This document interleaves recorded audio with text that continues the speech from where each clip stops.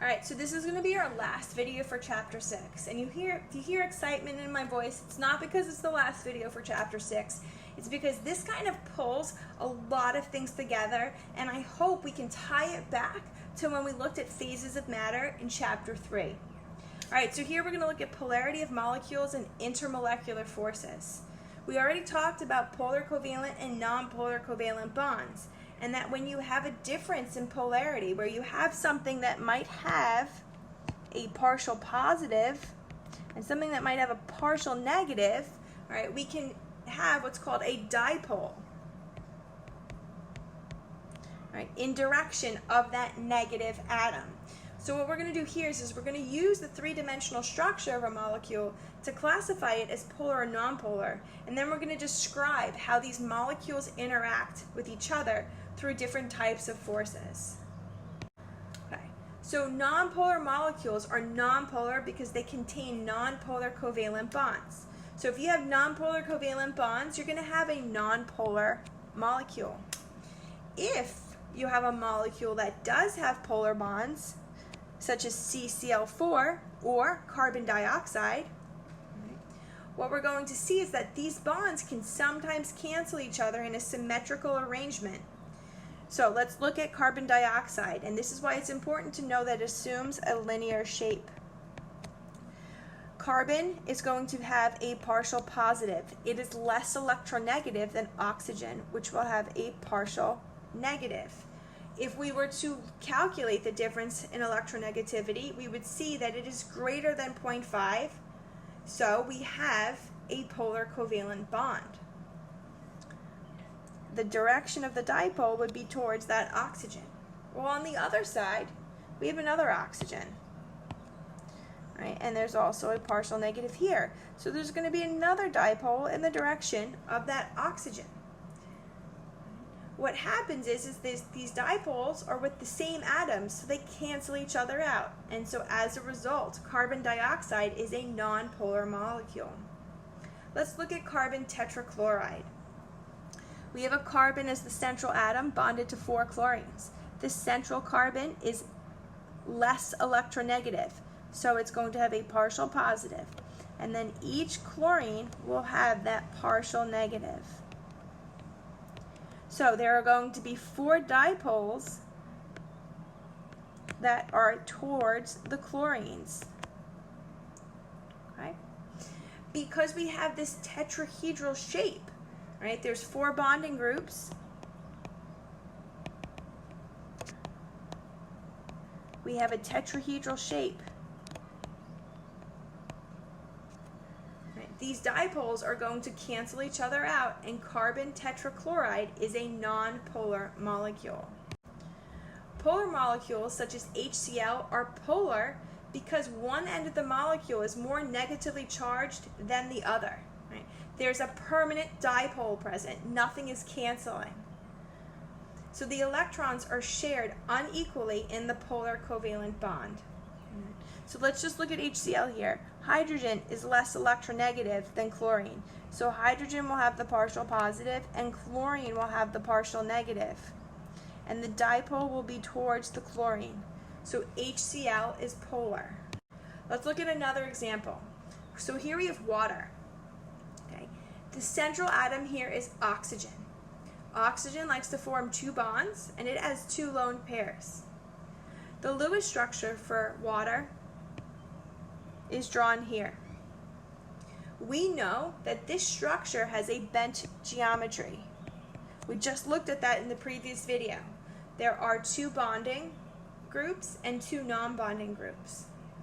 The direction of the dipole that forms, right, is going to be towards the oxygen. So each hydrogen will have a partial positive charge, but the oxygen will have a partial negative. And a dipole goes from the positive to the negative. So if you look at the diagram here, the dipoles are actually additive. And so water has a more positive end where the hydrogens are and a more negative end where the oxygens are. The dipoles do not cancel, and water is a polar molecule. This is so important. Our biology and biochemistry works the way that it does because water is a polar molecule with a partial negative on one end by the oxygen and a partial positive by those hydrogens. All right, let's look at another molecule, ammonia, NH3, nitrogen trihydride. For our ammonia molecule, okay, we know, we've drawn the Lewis structure for this now, that there are 3 bonding and 1 non-bonding group. As a result, this is going to assume that trigonal pyramidal geometry.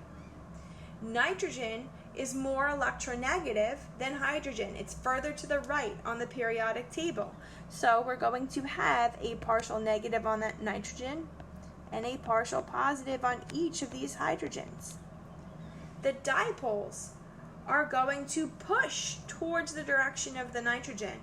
They are not going to cancel each other out, and therefore NH3 is a polar molecule.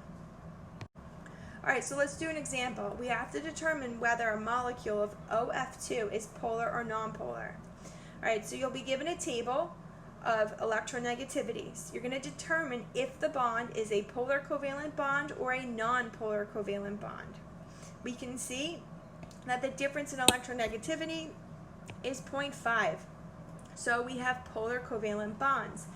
Now we're going to have to draw the Lewis structure. Oxygen has 6 valence electrons. Fluorine has 7. There are 2 of them, so we need a total of 20 valence electrons.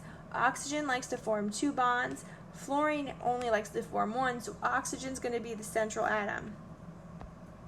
So we have our oxygen bonded to fluorine, bonded to fluorine. Let's draw in our lone pairs and count to make sure we have 20. So we have 2, 4, 6, 8, 10, 12, 14, 16, 18, 20. So we have our 20 valence electrons. If you look at this oxygen here, right, oxygen is bent. The geometry around it is bent. You have 2 bonding groups and 2 non-bonding groups. Let me just redraw this.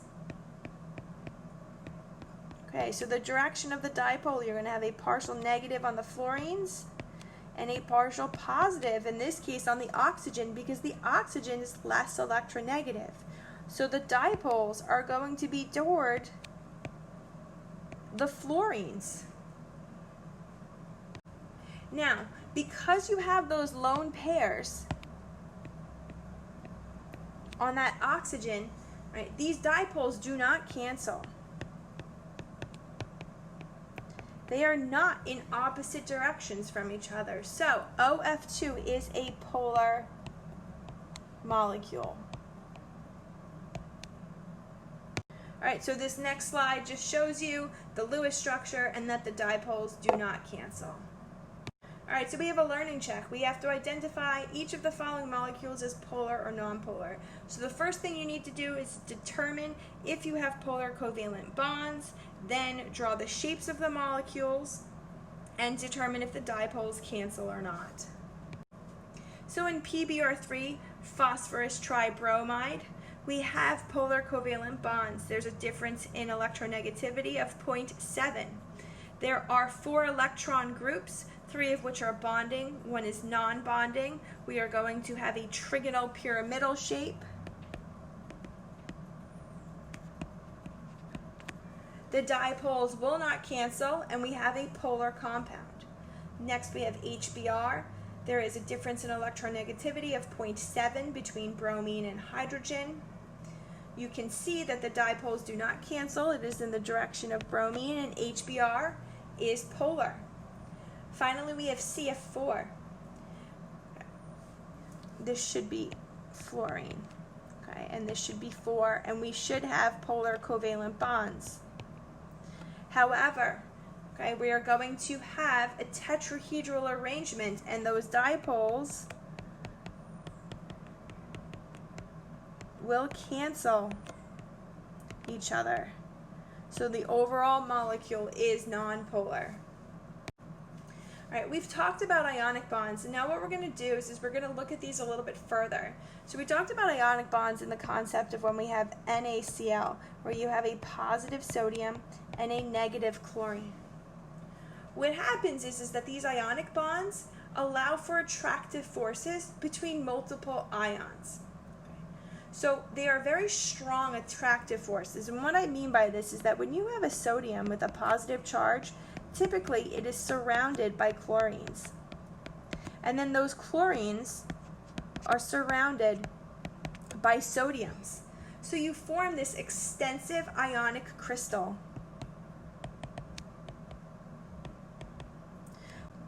Where the distance between the atoms is optimized to maximize attraction but minimize repulsion. And what do I mean by this? So you're maximizing this positive and this negative, but you're minimizing the repulsion between the nuclei, because the nuclei have protons. Most ionic compounds are solid at room temperature. Because they have these strong attractive forces, they have very high melting points. So what I want you to start thinking about is that the stronger the attractive force between ions, or the stronger attractive force between molecules, the more likely you are to be in the solid state. As we decrease the strength of these attractive forces, we're going to approach the liquid state. And then finally, when we have no interactive forces, no attractive forces, we have a gas. All right, so remember, in a solid, what we learned about in chapter 3,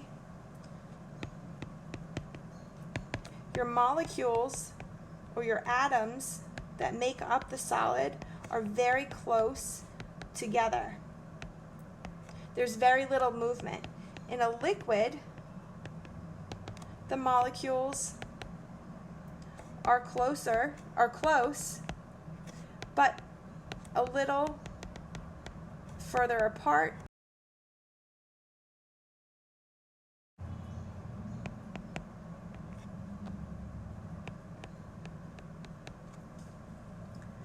Okay, and there's movement. And finally, in a gas, there's no interaction, and the molecules are very far apart.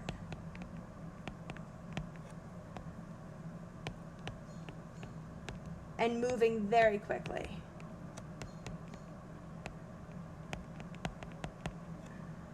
All right, so we looked at ionic interactions where you have an actual positive and a negative. In covalent compounds where you don't have ions but you have polar molecules, you can look at an attractive force called a dipole-dipole interaction.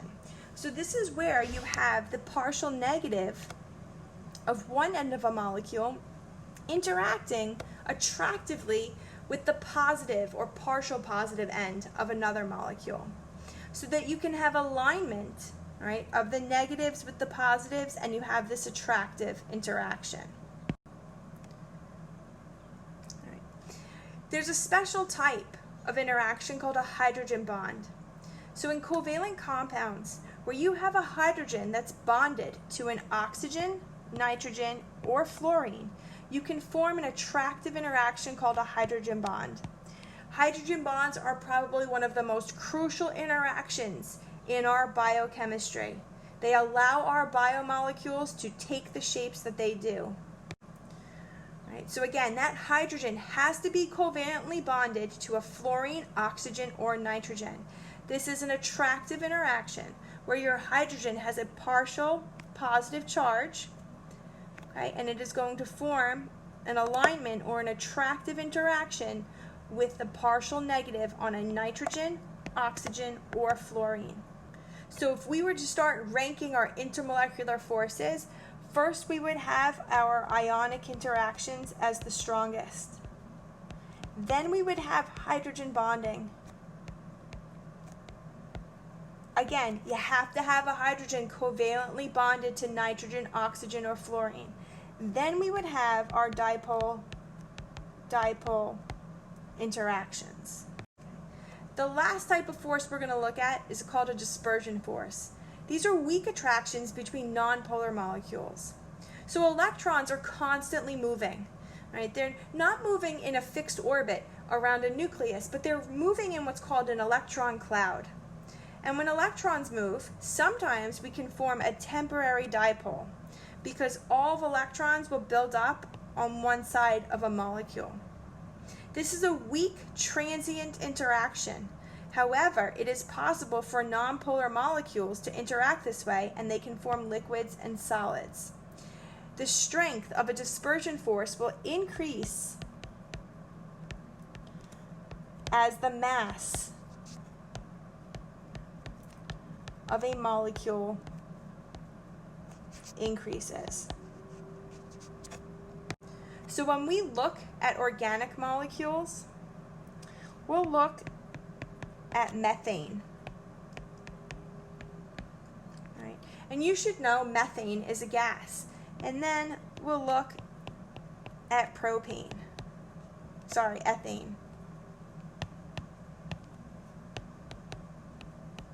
And we'll also see that ethane is a gas. Then we'll look at propane. And we'll see propane is a gas. But then we might get to a molecule such as octane.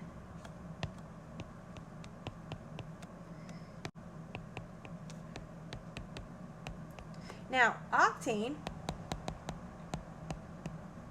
is a liquid. Okay? What you can see here is that we're increasing the number of carbons, so we're increasing the mass. So these are all gases. But now when we have octane, okay, octane is a liquid. Still has carbons and hydrogens. It's still nonpolar. But we've increased the mass, so we can increase the strength of those dispersion forces. All right, what do these attractive interactions mean? So the attractive interactions are going to influence the melting points and the boiling points of compounds. What we're going to see is that in ionic compounds, you have the strongest attractive forces. So you're going to have solids. All right, as we decrease the strength of the attractive forces, that's where we have liquids. And finally, where you have these really weak dispersion forces, we're going to have gases. So here are some melting points, right? So you have ionic solids, which have very high melting points, right? Then you have your covalent compounds. So look at water, where you have hydrogen bonds. The melting point of water is 0 degrees, right? However, if you look at ammonia, okay, ammonia is a gas, a highly pungent gas at room temperature. Let's look at our dipole-dipole interactions. We have HI, HBr, and HCl. I want you to realize that these interactions also increase with increasing mass. So iodine is heavier, it has more mass than bromine. So you can see it actually has a higher melting point compared to HBr. All right, remember, we're looking at negatives, so the more positive, the higher the melting point. Let's look at our dispersion forces. Right? We have Br2, Cl2, and F2. Br2 has the most mass, so it is going to have the highest melting point at -7 degrees Celsius.